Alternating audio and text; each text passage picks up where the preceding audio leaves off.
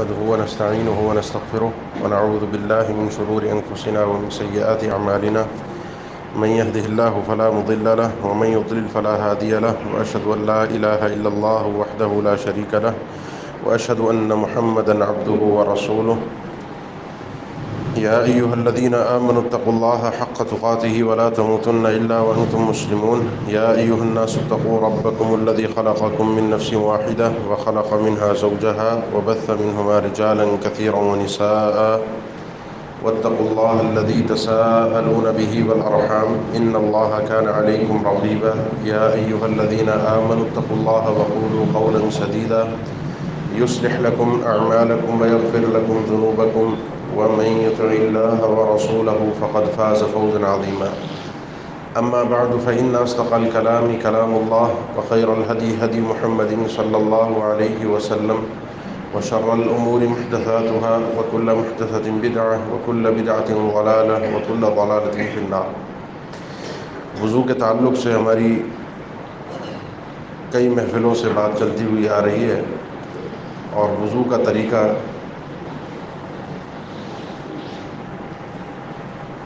پچھلی نشست میں آپ کے سامنے مکمل بیان کر دیا گیا تھا کہ وضو اللہ کے نبی صلی اللہ علیہ وسلم کس طریقے سے کیا کرتے تھے، کس کس انداز سے کتنی بار کرنے کی اجازت موجود ہے، کس تعداد سے تجاوز کرنا جائز نہیں ہے۔ وضو کے بعد کی دعا 2 رکعت اگر عام وقت ہے نوافل کا اور آپ نے ویسے ہی وضو کیا ہے تو 2 رکعت آپ وضو کے نوافل بھی ادا کر سکتے ہیں۔ اس کے بعد کچھ سوالات درمیان میں آپ ساتھیوں کی طرف سے آتے رہے، کچھ میں نے بیان کرنے بھی تھے جو رہ گئے تھے۔ اس میں سے ایک سوال یہ تھا کہ جو پچھلے پروگرام میں بھی آپ کے سامنے حدیث پیش کی گئی تھی، جو مسند احمد، سنن ابی داؤد، سنن ابن ماجہ اور مختلف دیگر کتب حدیث میں موجود ہے کہ آپ صلی اللہ علیہ وسلم نے ارشاد فرمایا من توضأ فاحسن الوضوء، جو شخص وضو کرتا ہے اور بڑے اچھے طریقے سے وضو کرتا ہے، ثم یقول اشہد ان لا الہ الا اللہ، پھر یہ وضو کے بعد کی جو دعا ہے یہ پڑھتا ہے، اس کے لیے جنت کے 8 دروازے کھول دیے جاتے ہیں۔ سوال یہ تھا کہ اس دعا کو پڑھتے ہوئے 2 کام لوگ کرتے ہیں، ایک ہے شہادت کی انگلی آسمان کی طرف اوپر کی طرف کر لیتے ہیں، اور دوسرا ہے اپنی نظروں کو آسمان کی طرف بلند کرتے ہیں۔ جیسے آپ کا وضو خانہ باہر کی طرف ہے تو وضو کرنے کے بعد ایسے اوپر کی طرف دیکھ کر کچھ لوگ نگاہ بھی اوپر اٹھاتے ہیں اور شہادت کی انگلی بھی، اور کچھ لوگ صرف نگاہ اوپر اٹھاتے ہیں اور کچھ لوگ صرف شہادت کی انگلی۔ تو اس مسئلے میں اللہ کے نبی صلی اللہ علیہ وسلم سے مروی یہی حدیث جو میں نے آپ کے سامنے پیش کی ہے، اس میں ابن ماجہ اور مسند احمد کی روایت کے جو الفاظ ہیں اس میں الفاظ یہ اضافے کے ساتھ ہیں کہ جو شخص وضو کرتا ہے، اچھے طریقے سے وضو کرتا ہے، ثم رفع بصرہ الی السماء، پھر وہ اپنی نظروں کو آسمان کی طرف بلند کرتا ہے، آسمان کی طرف نظروں کو اٹھاتا ہے، ثم یقول اشہد ان لا الہ الا اللہ، پھر یہ دعا پڑھتا ہے۔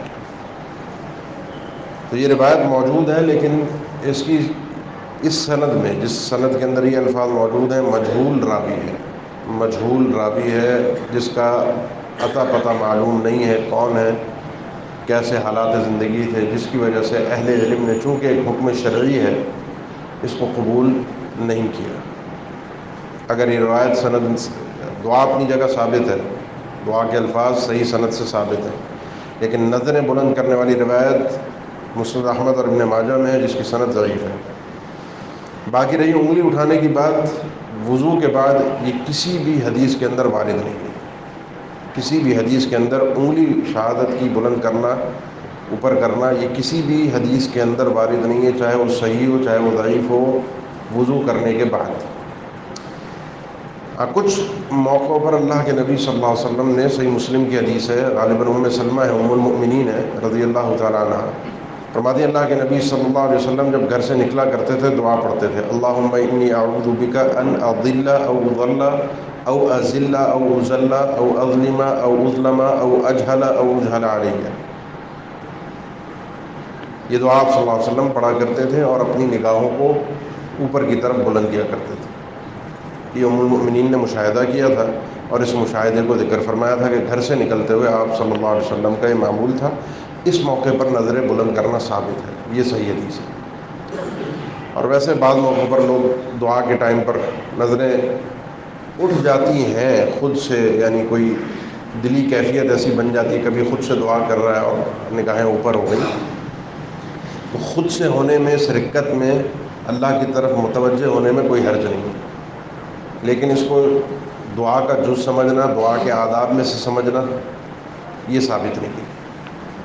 بلکہ اللہ کے نبی صلی اللہ علیہ وسلم نے فرمایا کہ انسان اللہ کے سب سے زیادہ قریب اس وقت ہوتا ہے جب وہ سجدے میں ہوتا ہے. تو یہ مسئلہ ایک ہو گیا. دوسرا اس کے ساتھ سوال ایک اور ساتھی نے کیا تھا پچھلے ہفتے، اور وہ میں نے ذکر بھی کرنا تھا، وہ مسئلہ رہ گیا تھا، اور وہ مسئلہ ہے صحیح مسلم کی حدیث میں. مسئلہ یہ ہے کہ اللہ کے نبی صلی اللہ علیہ وسلم نے ارشاد فرمایا کہ جو شخص تم میں سے وضو کرتا ہے تو وضو کرنے والے لوگ کل قیامت کے دن ان امتی یدعون یوم القیامت غرا محجلین من آثار الوضوء، میری امت جب قیامت کے دن آئے گی تو وضو کے آثار ان کے چمک رہے ہوں گے. اس کی میں وضاحت کرتا ہوں کون سے آثار.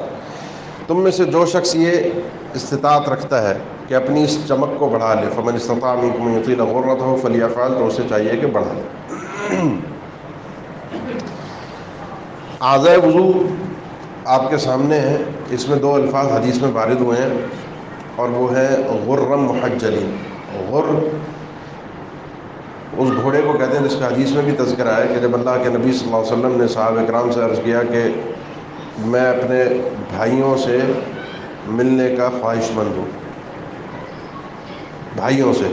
صحابہ نے کہا اولسنا اخوانک یا رسول اللہ، اللہ کے نبی ہم آپ کے بھائی نہیں ہیں؟ فرمایا انتم اصحابی، تم میرے صحابی ساتھی دوست ہو. میرے بھائی کون ہیں؟ میرے بھائی وہ ہیں وہ اخوان الذین لم یأتوا بعد، جو ابھی تک آئے نہیں ہیں، بعد میں آئیں گے اور وہ دین پر چلیں گے، عمل کریں گے. میری ان سے ملاقات ہوگی قیامت کے دن. صحابہ نے پوچھا اللہ کے نبی آپ ان کو پہچانیں گے کیسے کہ آپ کے امتی ہیں اور آپ کے بھائی ہیں؟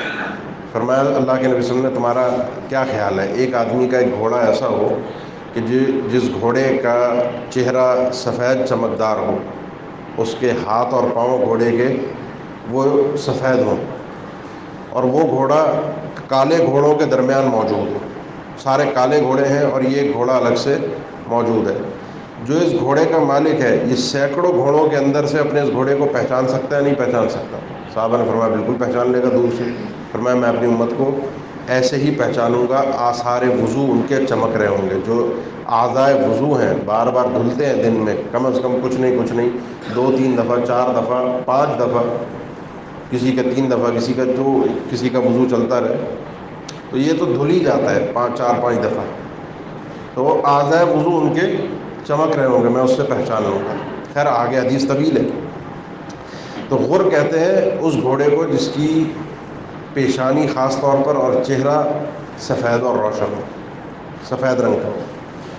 اور محجل کہتے ہیں اس گھوڑے کو جس کے قوام یعنی یہ ہاتھ اور پاؤں گھوڑے کے سفید ہوں، الگ سے نمایاں ہوں، چمکدار، یعنی گھوڑے کا رنگ براؤن کتھئی کلر کا ہے، کالے کلر کا ہے یا کسی اور رنگ کا ہے، اور یہ اعضاء جو اس کے ہیں چہرہ ہاتھ اور پاؤں یہ چمکدار ہے.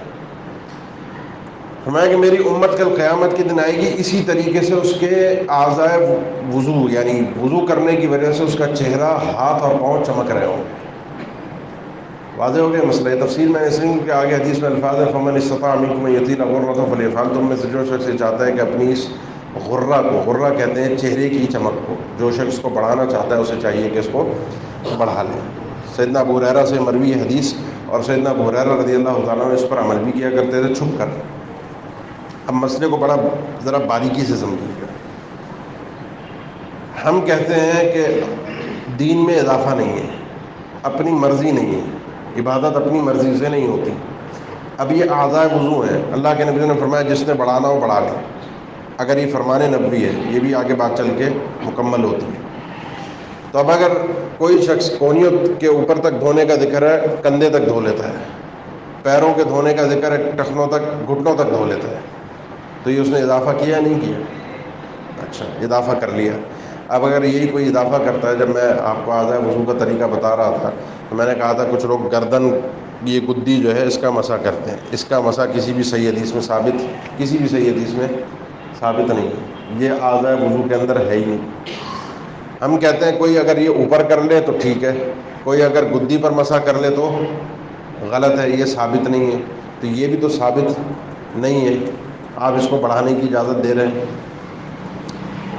صحیح ہے نا؟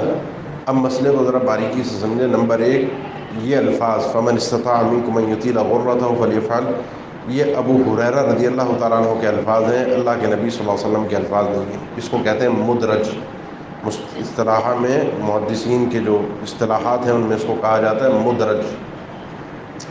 کلام ابو ہریرہ ہے، صحابی کی اپنی روایت ہے، اور جتنے صحابہ ہیں جن سے یہ الفاظ مروی ان امتی یدعون یوم القیامہ، انہوں نے آگے کے الفاظ روایت نہیں کیے فمن استطاع، اور نہ صحابہ کرام اس پر عمل کیا کرتے تھے۔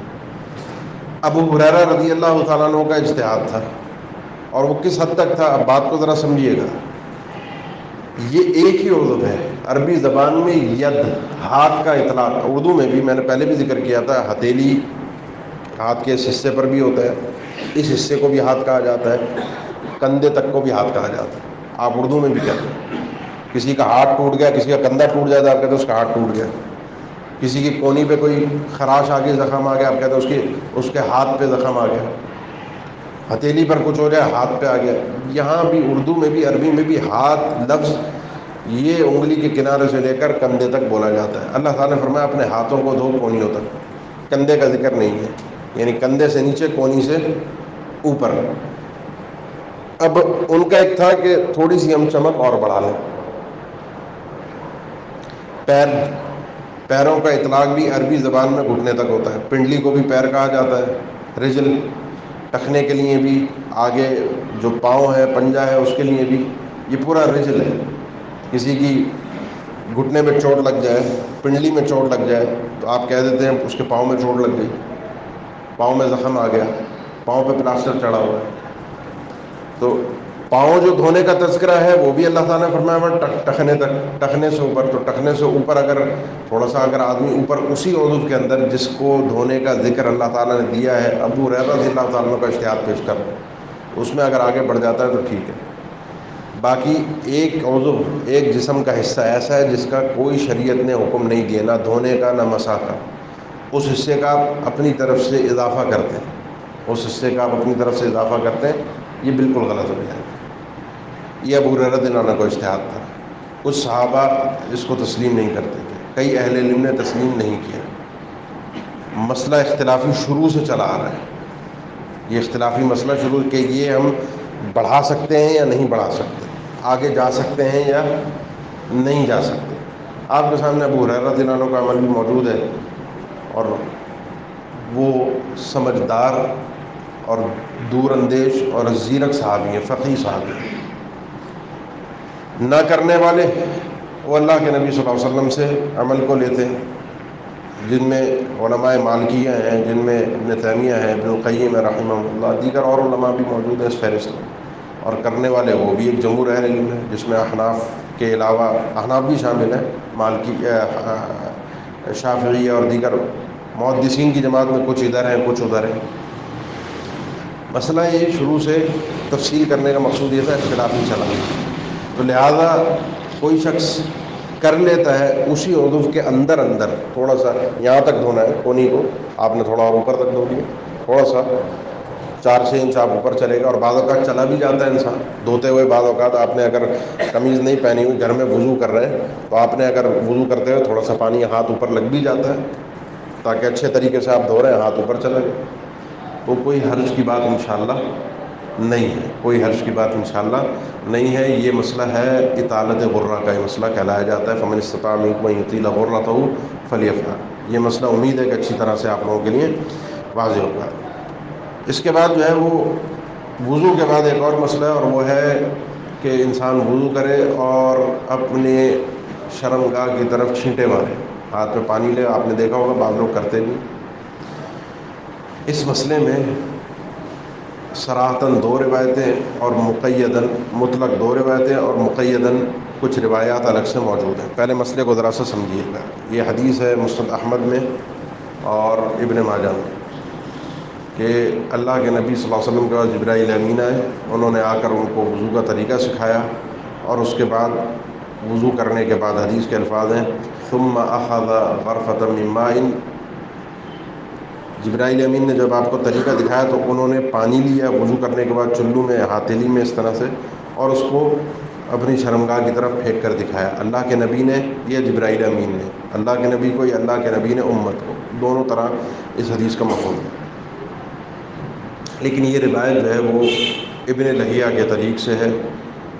امام ابو زرع نے اس کو شروع میں ضعیف کہا اس حدیث کو، بعد میں اہل علم آئے ان کو متابعات ملی ابن لہیہ کی، جیسے کہ شیخ البانی ہے، ملا علی قاری ہیں، دیگر اور علماء ہیں جنہوں نے اس روایت کو حسن درجے کی قرار دیا. ابن لہیہ کی متابعات کی وجہ سے شیخ البانی نے اس روایت کو قبول کیا ہے. بہرحال اس روایت سے ہٹ کر اللہ کے نبی صلی اللہ علیہ وسلم کا اپنا عمل بھی ایک روایت کے اندر موجود ہے، جو روایت صحیح ہے. سنن نسائی میں بھی موجود ہے، ابو داؤد میں بھی موجود ہے، ابن ماجہ میں، مسند احمد میں، کہ اللہ کے نبی صلی اللہ علیہ وسلم صحابی فرماتے ہیں میں نے دیکھا آپ نے وضو کیا اور وضو کرنے کے بعد اس طرح سے آپ نے اپنی شرمگاہ کی طرف چھینٹے مارے. یہ ہو گئی عام روایات جس میں کسی وجہ کا تذکرہ موجود نہیں ہے. اس کے علاوہ کچھ اور روایات ہیں جن میں سے کچھ روایات میں نے آپ کو جب نواقض وضو ذکر کیے تھے، جن چیزوں کی وجہ سے وضو ٹوٹ جاتا ہے، تو اس میں مسئلہ ذکر کیا تھا کہ سیدنا علی فرماتے ہیں رضی اللہ تعالیٰ عنہ کہ آپ کی بیٹی سے میری شادی ہوئی بھی تھی، لیکن میرے ساتھ ایک مسئلہ تھا کہ میں مطلب شہوت کی وجہ سے مجھے مزید بکثرت آتی تھی. یہ کوئی عیب نہیں ہے، کوئی برائی نہیں ہے، لیکن سوال کرنے میں شرم تھی کیونکہ آپ کی بیٹی میرے نکاح میں یہ باتیں کی نہیں جا سکتی. اب انہوں نے بعض روایت میں خود سوال کیا، خود نہیں کیا. مقداد ابن اسود سے کہا انہوں نے کہ جاؤ جا کر اللہ کے رسول نے. بعض روایت میں عمار ابن یاسر کا تذکرہ ہے، دونوں سے ہی کہا ہوگا الگ الگ موقعوں پر. بہرحال انہوں نے سوال کیا اللہ کے نبی صلی اللہ علیہ وسلم سے کہ اس انداز میں کیا کام کیا جائے جب انسان کے ساتھ یہ مسئلہ ہو. آپ نے فرمایا مختلف حکم احادیث کے اندر مروی ہیں. ایک تو یہ ہے کہ آدمی وضو تو ٹوٹ گیا، اب جب آپ وضو کرنے کے لیے آ رہے ہیں تو نمبر 1 آپ استنجا کریں گے. استنجا کیا ہوگا کہ آپ چاہے شاید انسان نے کیا ہو نہ کیا ہو، لیکن یہ گندگی نجاست انسان کے جسم پر موجود ہے، تو وہ جا کر اپنی شرمگاہ دھوئے گا. اور سنن نسائی کی حدیث ہے کہ اس کے ساتھ اس کے آس پاس کے حصے کو شرمگاہ کے، کیونکہ یہ گندگی جب نکلتی ہے تو انسان کی کیفیت اس وقت کچھ اور ہوتی ہے، اور بعد میں جب یہ مطلب مزی کے قطرے خارج ہوتے ہیں تو جسم کے حصے پر، ٹانگوں پر، سائڈوں پر، اور جو شرمگاہ کا حصہ ہے اس پر لگتے ہیں. تو آپ نے اللہ کے رسول نے بعض الفاظ میں فرمایا تھا کہ آپ اپنے شرمگاہ کو بھی دھوئیں، اور جو مرد کے ساتھ ایک معاملہ ہے جو اس کے خصیتین کا معاملہ ہے اللہ کے نبی نے فرمایا ان کو بھی دھو. تو یہ اچھی طریقے سے اس حصے کو نجاست سے پہلے پاک کیا جائے گا، استنجا کیا جائے گا. اب دوسرا مسئلہ آتا ہے کپڑوں پر یہ گندگی لگی ہوئی. اس وقت میں نے مسئلہ بتایا تھا کہ اگر کپڑوں پر یہ گندگی لگی ہوئی ہے اور تازہ ہے، انسان کو گیلا پن نظر آ رہا ہے تو وہ تو اسی حصے کو دھوئے گا. لیکن اگر خشک ہو گئی ہے تو یہ حرج ہے، کیونکہ جن لوگوں کے ساتھ یہ معاملہ ہوتا ہے تو وہ ہر نماز میں یا تو کپڑے تبدیل کریں گے یا اپنی شلوار کو پورا دھوئے گا، کیونکہ خشک ہو جاتی ہے یہ چیز اور اس کے لیے کوئی حل نہیں ہے. تو کیا کرنا چاہیے؟ اللہ کے نبی نے فرمایا کہ توضأ وانضح فرجک، جب وضو کرو تو اپنے شرمگاہ پر چھینٹے مار لیا کرو. یعنی اب خشک ہو گئی ہے جگہ، استنجا تو ہو گیا، کپڑوں کے لیے کیا ہے وضو کرنے کے بعد پانی لو اور چھینٹے مار دو. یہ مقید ہے. اگر کسی کے ساتھ یہ معاملہ ہوا ہے، اس کو پتہ چلا کہ کیفیت میری بنی تھی، اب وہ وضو کے لیے آیا ہے اور اس نے وہی کپڑے پہنے ہوئے ہیں، تو استنجا بھی کرے، وضو تو ٹوٹ چکا ہے، اور اس طریقے سے اپنے کپڑوں کو بھی پاک کرے. اس میں تو کوئی اختلاف نہیں. عام حالات میں عام بندہ ہے، عام کیفیت میں، اب اس میں ایک روایت کی سند پہ کلام ہے، ایک روایت اللہ کے نبی صلی اللہ علیہ وسلم سے ایک موقع پر یہ عمل ملتا ہے، دیگر مواقع پر یہ عمل نہیں ملتا. یعنی سیدنا عثمان کی جو مشہور حدیث ہے جس میں آپ نے وضو کر کے دکھایا تھا، جو اس حدیث کی بنیاد پر ہم نے پورا وضو کا طریقہ سیکھا، اور صحابہ نے جو وضو کا طریقہ ذکر کیا، تو عام طور پر کسی نے اس چیز کو ذکر نہیں کیا. اس کا معنی کیا ہے؟ اس کا معنی ہے کہ کبھی اللہ کے نبی صلی اللہ علیہ وسلم نے تو کیا تو بغیر وجہ کے کیا، یا وہی وجہ جو سیدنا علی کے ساتھ تھی وہ اللہ کے نبی صلی اللہ علیہ وسلم کے ساتھ بھی تھی، اس وجہ سے آپ نے بھی چھینٹے مارے؟ تو اگر یہ وجہ ہو تو چھینٹے مارنے وجہ نہیں ہے، تو انسان کو معمول وضو کا نہیں بنانا چاہیے، کیونکہ دیگر روایات کے اندر جہاں اللہ کے نبی صلی اللہ علیہ وسلم کا طریقہ مروی ہے، وہاں اس چیز کا طریقہ عام روایات کے اندر مروی نہیں ہے کہ اللہ کے نبی صلی اللہ علیہ وسلم نے ہر وضو کے بعد یہ کام کیا ہے، ہر وضو کے بعد چھینٹے مارے۔ جس آدمی کے ساتھ یہ مسئلہ ہے وہ تو کرے گا، اس نے تو کرنا ہے۔ جس کے ساتھ مسئلہ نہیں ہے، کبھی اس نے کر لیا کبھی نہیں کیا، کوئی حرج کی بات انشاءاللہ نہیں ہے چھینٹے مارنے کے حوالے سے۔ دو مسئلے اور ہیں، اور وہ یہ ہے بے لباس وضو کرنا، بے لباس وضو کرنا، بے لباس غسل کرنا، اس کو پسند نہیں فرمایا گیا، پسندیدہ عمل نہیں ہے۔ یعنی حتیٰ کہ بعض روایات کے اندر منع بھی ہے کہ انسان عریان غسل کرے، بے لباس ہو کر، یعنی کوئی نہ کوئی کپڑا اپنے، کیونکہ یہ اس دور کے اندر کوئی اس طرح کی ہماری بند جگہ نہیں ہوتی تھی، جیسے آج کل مال ہے کہ چاروں طرف سے دیوار ہے، اوپر چھت ہے، دروازہ بند ہے۔ وہ وہاں زیادہ تر جیسے گاؤں دیہات کا ماحول ہوتا ہے، ندی پر، ٹیوب ویل پر، یا کھلے میں نہانے کی بات ہوتی ہے، معاملہ ہوتا ہے، یا ویسے بھی اگر کوئی بند جگہ بھی ہے تو بہرحال اس کا عریان نہانے کا جواز موجود ہے۔ امام بخاری نے روایات پیش کی ہیں کہ جائز ہے، ناجائز نہیں ہے، حرام نہیں ہے۔ وضو یعنی آپ یہ کیفیت عام طور پر اس وقت ہوتی ہے جب انسان جو ہے وہ غسل کر رہا ہوتا ہے، غسل جنابت، تو وضو ہو جاتا ہے۔ وضو کے لیے سطر ڈھکا ہونا یہ شرط نہیں ہے۔ دین میں جس چیز کے لیے جتنی شرط بیان ہوگی، جتنا مسئلہ بیان ہوگا متعین ہے۔ نماز کے لیے ہے، روزے کے لیے نہیں ہے۔ روزے میں انسان بے لباس بھی ہوتا ہے، روزے میں انسان سوتے ہوئے اس کے ساتھ ایسا معاملہ بھی ہو سکتا ہے کہ وہ ناپاک بھی ہو جائے، کوئی حرج نہیں ہے، اس کا روزہ اپنی جگہ پر درست ہے۔ تو جہاں جس چیز کی شریعت نے شرط بیان کی ہے، جتنی بیان کی ہے اتنی رکھیں گے۔ شریعت نے وضو کے لیے سطر کا ڈھکا ہونا شرط بیان نہیں کیا، اس سے وضو آپ کا ہو جائے گا۔ یعنی بے لباس اگر کوئی شخص وضو کرتا ہے تو وضو ہو جائے گا۔ ہاں، دوران وضو یا وضو کے بعد کوئی ایسی چیز نہ ہو کہ جس سے وضو ٹوٹ جاتا ہے، جو نواقض وضو ہیں، جیسا کہ آخری مسئلہ جو آج سوال میں ہے کہ کپڑے تبدیل کرنا وضو کرنے کے بعد، کوئی حرج نہیں۔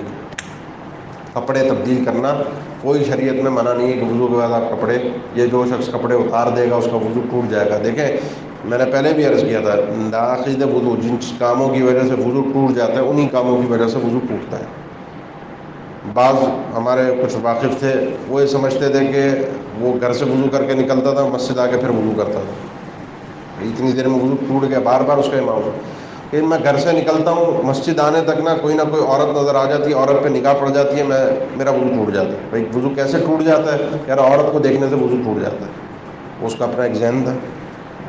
عورت کو دیکھنے سے وضو ٹوٹ جانا اس کا اپنا ذہن تھا، شریعت نے تو نہیں کہا کہ عورت کو دیکھنے سے وضو ٹوٹ جاتا ہے، عورت کو ناقض وضو ہے، ایسا تو شریعت میں کہیں بھی نہیں۔ اسی طریقے سے لباس تبدیل کرنا کوئی مسئلہ نہیں ہے، لیکن لباس تبدیل کرتے ہوئے کوئی ایسا کام ہو جائے جس سے وضو ٹوٹ جاتا ہے تو پھر وضو ٹوٹ جائے گا، فرق سمجھیے۔ اسی طریقے سے ایک مسئلہ اور تھا، اور وہ تھا اسی تعلق سے کہ شرمگاہ کو ہاتھ لگانا۔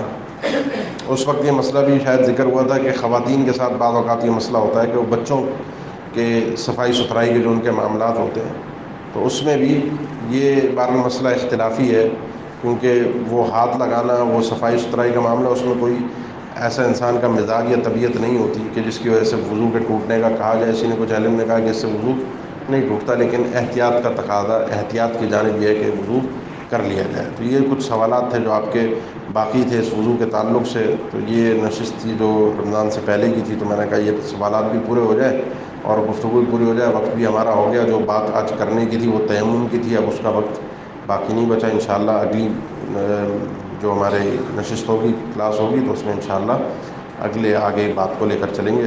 اللہ تعالیٰ سمجھنے کی توفیق دے۔ اقول قولی ھذا واستغفر اللہ لی ولکم وآخر دعوانا الحمد للہ رب العالمین۔ اس ویڈیو کو زیادہ سے زیادہ شیئر کیجیے اور ہمارے چینل سبحانی مسجد لیاری کو سبسکرائب کیجیے اور صدقہ جاریہ کے مستحق بنیے۔ جزاکم اللہ خیرا کثیرا فی الدنیا والآخرہ۔